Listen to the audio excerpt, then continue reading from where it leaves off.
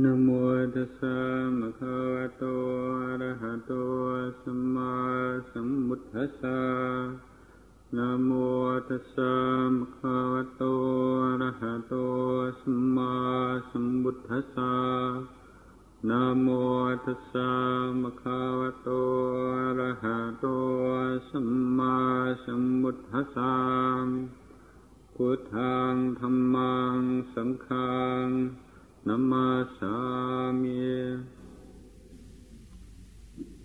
One of the first, if not indeed the first words of the Thai language that I learnt as a Pakao in Wat Pong was the word Oton.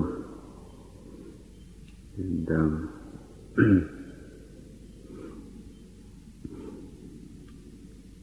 listening to Ajahn give Dhamma talks, sometimes of great duration, lasting 2 or 3 hours, this was the word that would crop up over and over again.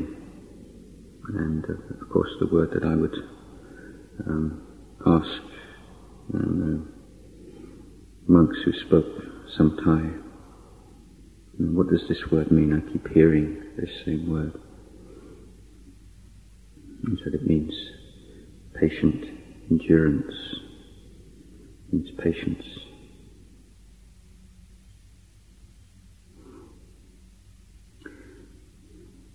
Jancha Lumpur constantly reminded us of the importance of bearing with things, of a constant heart, a constant mind, an unwavering effort, one that doesn't pay too much heed to the passing mood, whether it's a mood of inspiration or a mood of despair.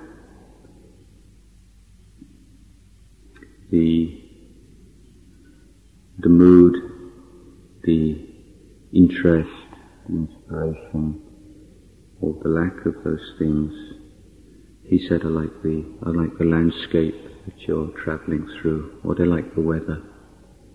They're not really the point. And just as one of the rice farmers who lives around the monastery and lives in this local area cannot take the weather as the determining factor on whether or not he goes to work every day, because he knows if he only goes to work on the days when the weather is congenial, then he's unlikely to get a rice crop and he'll go hungry, and so will his family.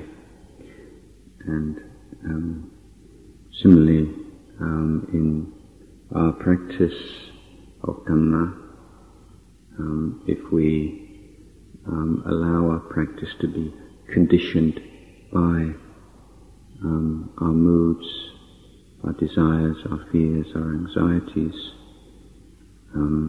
then we'll never reap the harvest of our practice, and we'll get caught in this cycle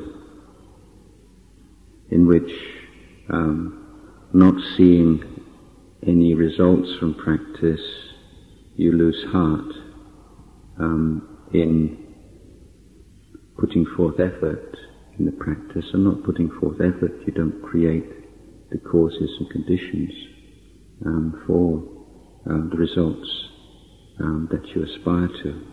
Not receiving the results, you cannot find it within you to put forth the kind of effort that's needed.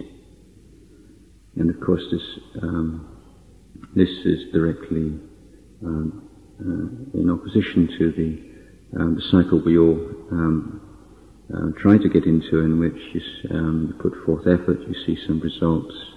Seeing the results, you're heartened by the results and uplifted by the results, and that gives you the heart energy, gamlang chai, to put forth more effort, and so on.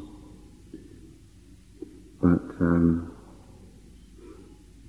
in the meantime, Luang Por constantly urged us to be patient, to have too many expectations of practice, but not having expectations doesn't mean that one doesn't have aspirations. Indeed, the ability to give oneself attainable goals, but ones in which you have to stretch yourself to achieve, is one of the small secrets of spiritual life. So whenever we take a particular virtue or a particular Dhamma practice on board, what we immediately become aware of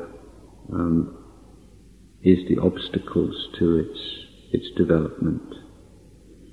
So it's only when we really apply ourselves to metta practice, development of loving kindness, that we really become fully conscious of the aversions and the petty dislikes and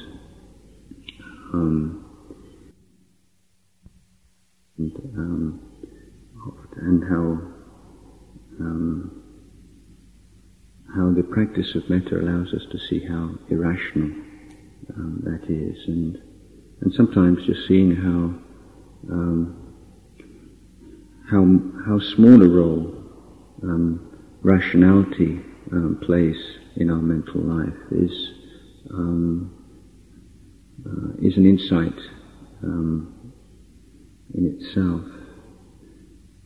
So when we try to develop metta, we become aware of those areas in which we lack metta, and seeing that, of course, we must beware of falling into the trap of blaming ourselves or thinking that we're miserable and black-hearted people because we're not boundlessly kind and forgiving to others. Developing and seeking to develop and taking a goal as a goal of development of patience and patient endurance enables us to see those areas in which we lack that quality. In monastic life, we endure through certain physical difficulties and hardships, but not excessively difficult. We eat once in 24 hours, but after quite a short time that becomes quite easy. It's not as hard as it seems to people who've never done it. And we endure through the cold, and even though it may not seem particularly cold to someone in another country, if you tell them, we endured through 15 degrees centigrade morning meetings, then probably few people would be impressed. But if you actually had to do it, then it just seems a little bit more impressive. And but the point about patient endurance is it's not kind of gritting your teeth kind of endurance, like I hate this, but I'll do it anyway. But when you clearly see the value and the role of kanti, of of endurance, patient endurance, then there can be this same sense of uplift that we perhaps experience much more easily when we see loving kindness in our hearts, or we see peace and concentration and so on starting to blossom within our minds. But this patience is a great resource, and one not to be overlooked, because when we look very closely, we'll see how much of our behavior, how much of our mental activity is conditioned by lack of patience. The untrained mind reacts instinctively or automatically to stimulation. And if we look at discomfort, I think we see very rarely is it merely discomfort. What we are experiencing generally is this is uncomfortable, I wish it would disappear. There's a struggle, there's a struggling, there's an agitation within the discomfort. There's a sense of not wanting it to be there, or feeling threatened by it, anxious about what it might develop into, worrying about the future, the fear that it might get even worse than this, the panic, the sense of being oppressed by our inability to do anything about it. But with patience, just willing to be with something, not shutting down or burying our heads in the sand like an ostrich, and just not wanting to recognize or be bothered by it or be challenged by it, but being totally present to the unpleasant.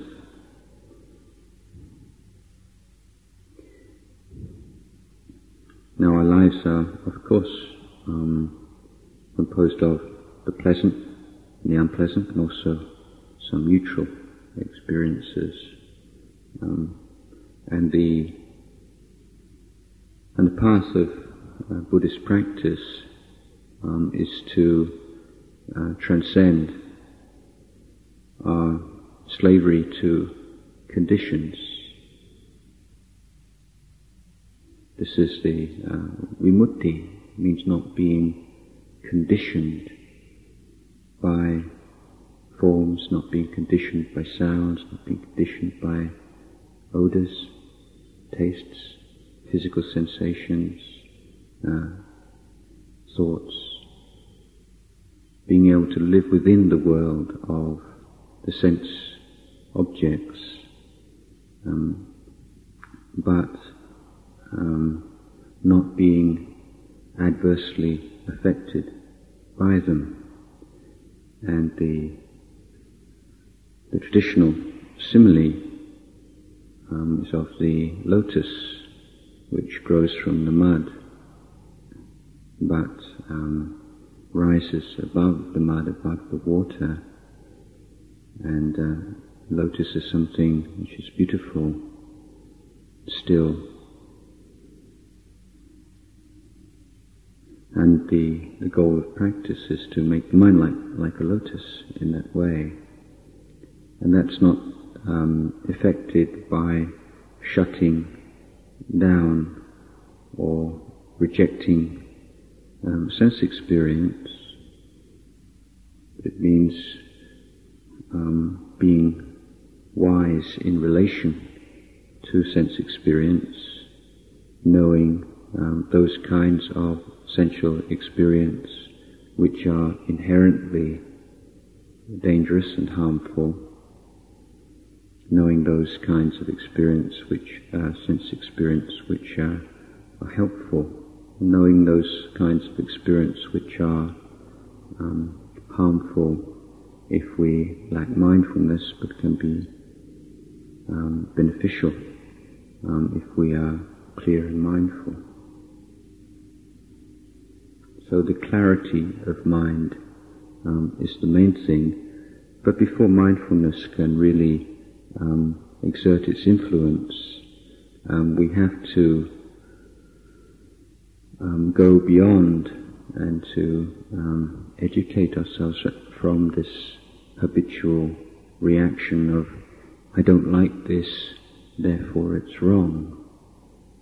And that sense that something which causes discomfort is wrong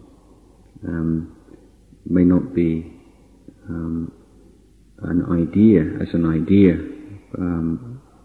probably none of us would ascribe to it as a philosophy, but we feel it that way. And we see this very clearly in children. When they say a child doesn't want to do something, he doesn't, or starts crying and screaming everything, and well, why not? Why don't you want to do it? Why won't you? I don't like it, and that the phrase "I don't like it" in a child's vocabulary means no, it's wrong, it's bad. I mean, and we carry this with us, even though we're adults. The sense of something that we don't like is wrong, is bad, and patience comes from the wisdom that realizes that we can, Ajahn Sumedho's phrase, peacefully coexist with that which we don't like. And the sense of I don't like this is just another part of nature. It's just part of the weather. So in the world, people often refer to to a certain amount of freedom. So I'm free now. I'm financially independent. I just do what I want. I'm at that stage now where I don't have to do anything I don't want to do. I just do the things that I want to do. And then from a Buddhist point of view, then we would say that's another kind of subjection. It's a very narrow, constrained way of living in the world, because you're still within this prison of likes and dislikes, and this more than the external prisons. Their iron bars is the one which really causes the mental anguish and despair. So the freedom that the Buddha was teaching was that freedom to distinguish the right, distinguish that which is beneficial, that which leads to happiness and benefit for oneself and others, and to bear to that course of action whether or not we like it or we don't like it. And of course, apart from anything else, our feelings of like and dislike are so unreliable, and things we like at one time of our life, maybe sometime later we don't like anymore. Things that we start off liking, people we start off liking, and it changes.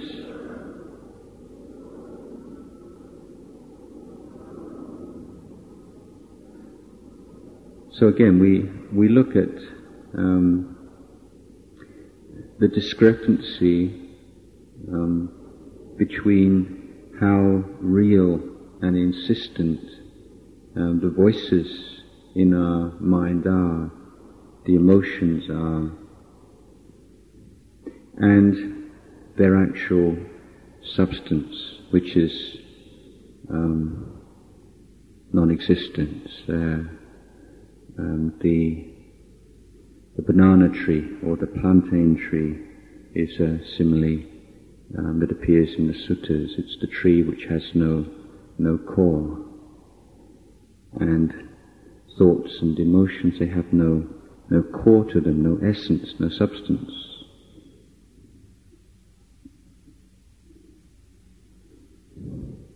And looking at our minds, we see this. We see that certain thoughts, feelings, emotions can be extremely intense. But the intensity of a thought is not, or an emotion, is not consonant with its reality. And here I'm using the word reality to meaning something which doesn't change, which is not incomplete.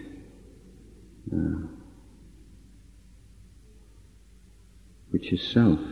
We can't find any permanent, completely satisfying essence in any aspect of our experience. So we desire, we deeply desire something that doesn't change. We live in a world of change, in a universe of change, but there's something in us somehow that desires the unchanging. And that's a very mysterious kind of desire, isn't it? If human existence is so completely imbued with change, where does this desire for changelessness come from?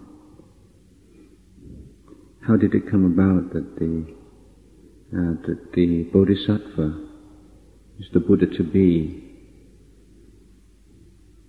reflected that all existence is characterized by old age, sickness and death, that there must be an escape from old age, sickness and death. That firm belief in that transcendence of old age, sickness and death is that which impelled Prince Siddhartha to leave the palace and to embark upon years of asceticism and discovery before he eventually realized the Dhamma. I think that desire is ultimately a wise intuition that there is something which is beyond the world of birth, old age, sickness and death, that it is attainable. The problem arises because we seek the unchanging in the changing. So we make demands and we have expectations of the world which it cannot fulfill. And it's not the fault of forms and sounds and odours, it's not the fault of the world that it's impermanent or ultimately unsatisfying, but it's our ignorance in craving for the ineffable in that which is merely mundane.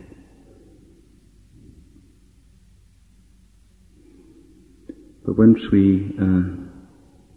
we come into contact, we really recognize and tune into that deep, deep wish for the unchanging, for that which is beyond this muddle of birth, old age, sickness and death, that we become willing to be patient. We become willing to do things that are a little bit difficult, that we don't really want to do, without feeling that we're martyring ourselves, or us feeling that it hurts, therefore it's good for me.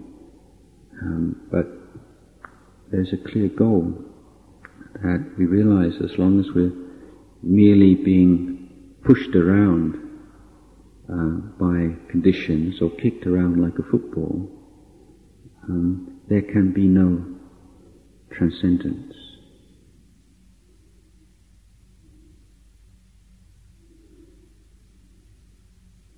So far from seeing the quest to be able to do what we want to do, be the way we want to be, and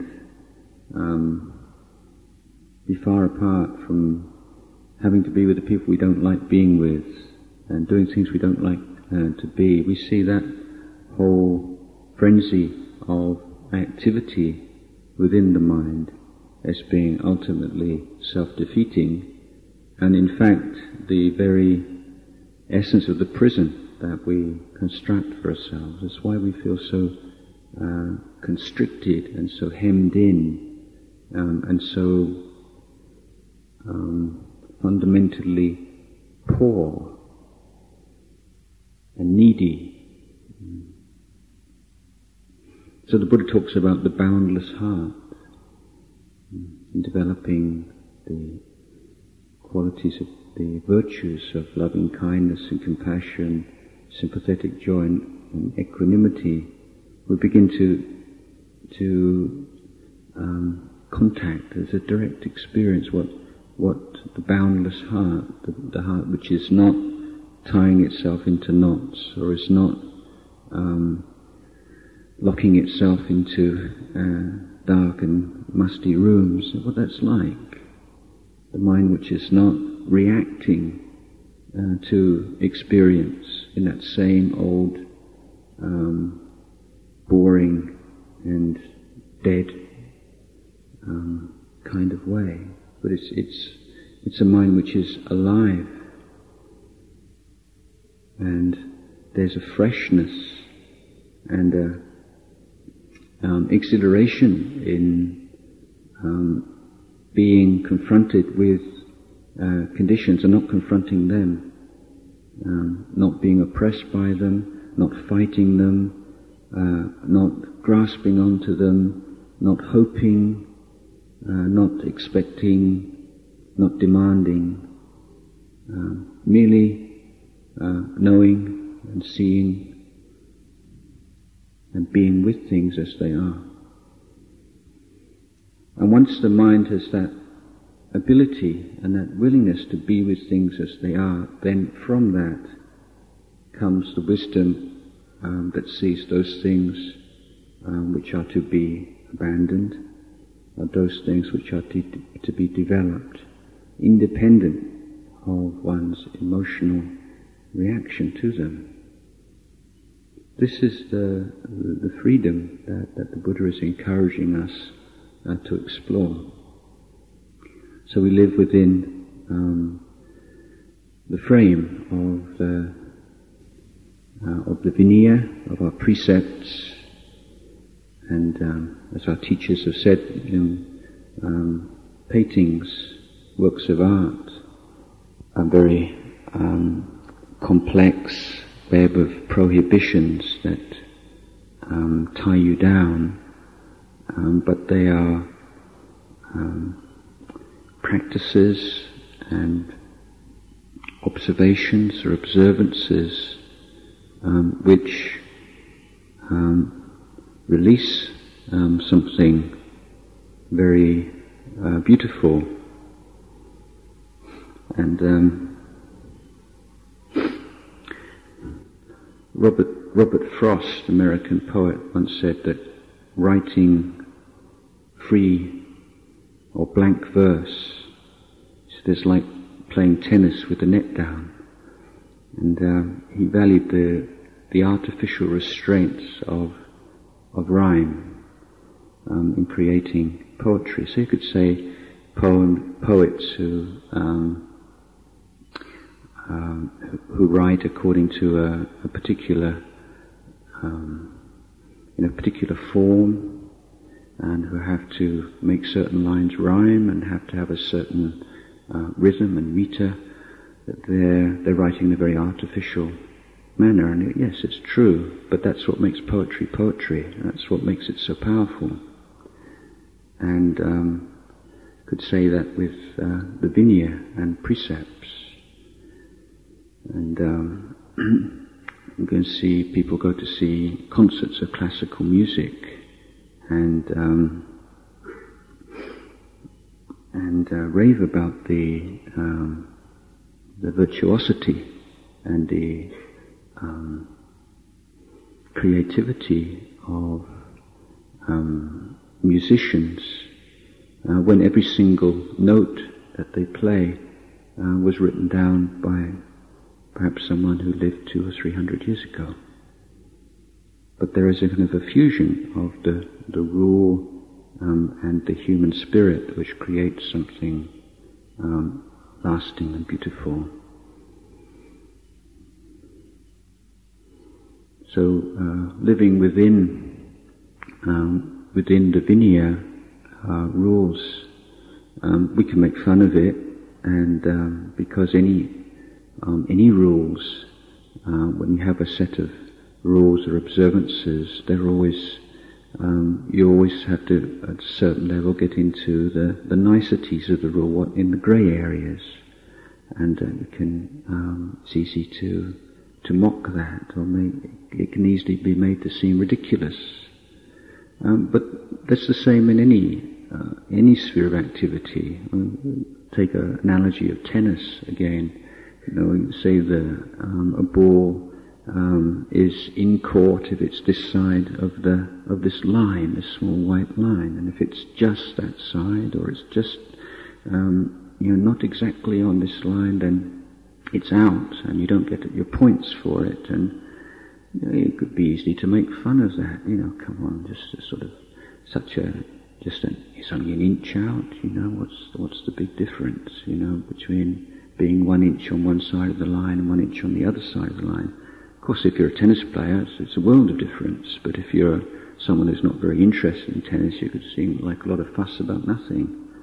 And in monastic life, you have to hold your yarm like this. You have to put it down like that. You have to fold your sitting cloth like this and not like that. You have to wear your robes like this and wear your robes like that. And that's easy to find that a little bit silly, a little bit ridiculous, if it's taken out of context. But seen within the whole